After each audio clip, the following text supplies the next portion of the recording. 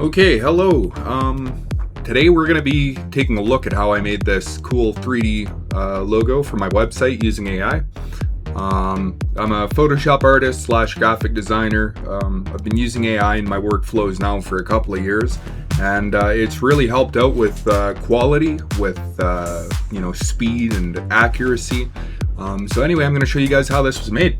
So first I went into ChatGPT, I gave it the logo and I kind of asked it, I'm like, hey dude, like how can I get like a realistic, you ever see that SpongeBob meme where it's like, it's hyper detailed?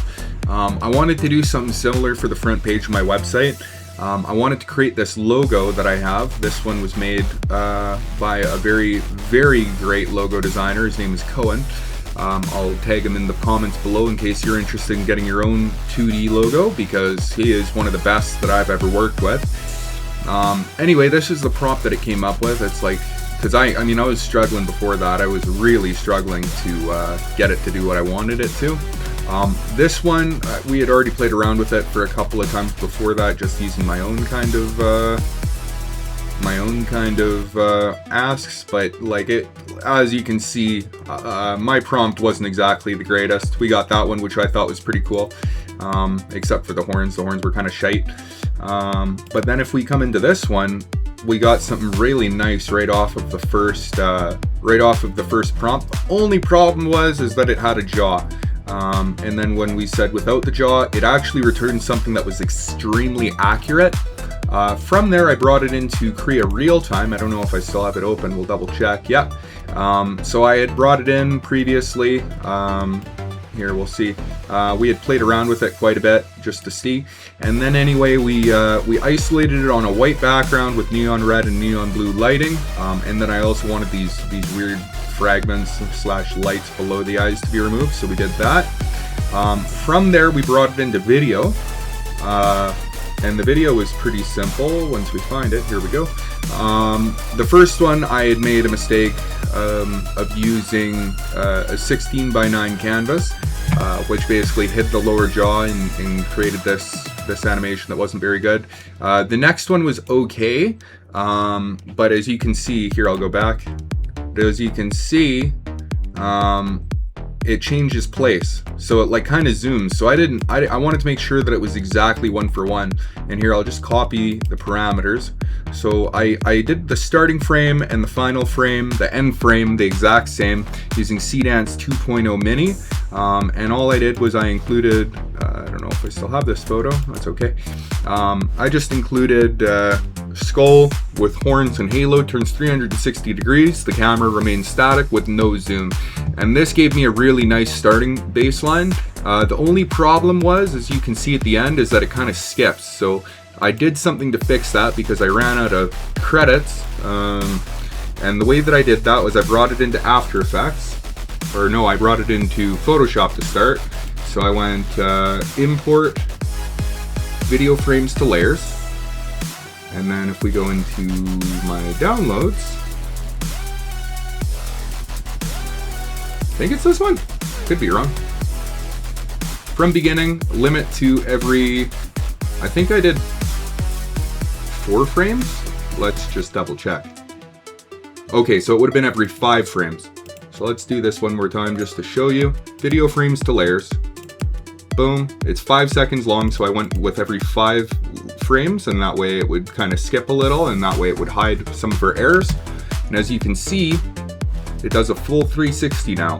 And that kind of, so if we go from here to here, versus here to here, to here, or even here to here to here, you know, it's much less noticeable.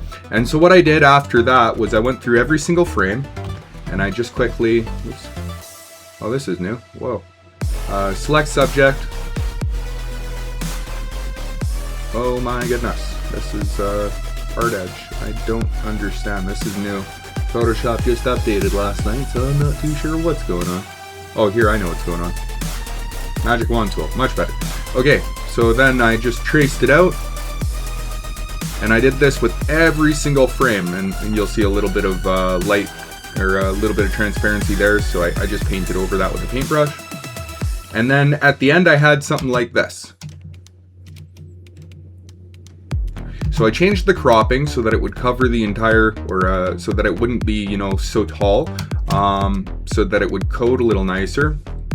And then what I did was I brought it into After Effects,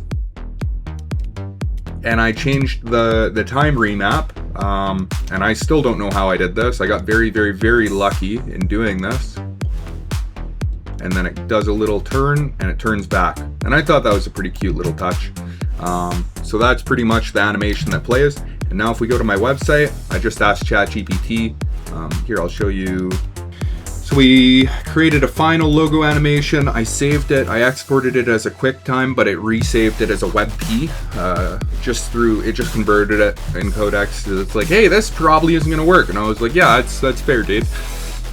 So what I did was I asked it to use the stationery, and the stationery is just, hold on, Windows Media Player. Hold on, PNG sequence, standalone, there we go. So I created a standalone, and then I also created this final logo animation. In the final logo animation, oh fuck, probably shouldn't do that, that might fuck up my site. The final logo animation, again, was just a QuickTime, but I'll quickly show you how I did that. File, export, add to render queue. And then as you'll see, we went here, we went to here, we went to QuickTime, we went to RGB plus alpha. I don't know why I can't select that right now. Anyway, we went to RGB plus alpha, and then we rendered it out like that onto QuickTime. And then we asked Daddy Codex to vibe code it, because we don't know a thing about coding in this house. And anyway, this was the final result. So whenever my cursor is off of it, it is the standalone PNG, but whenever my cursor goes onto it, it plays the animation. And then if I were to, let's say, remove my cursor now, it'll finish up the loop, and then it'll just return to the standalone. So that's how I created it. I hope you guys learned something from this, and yeah, have a great day.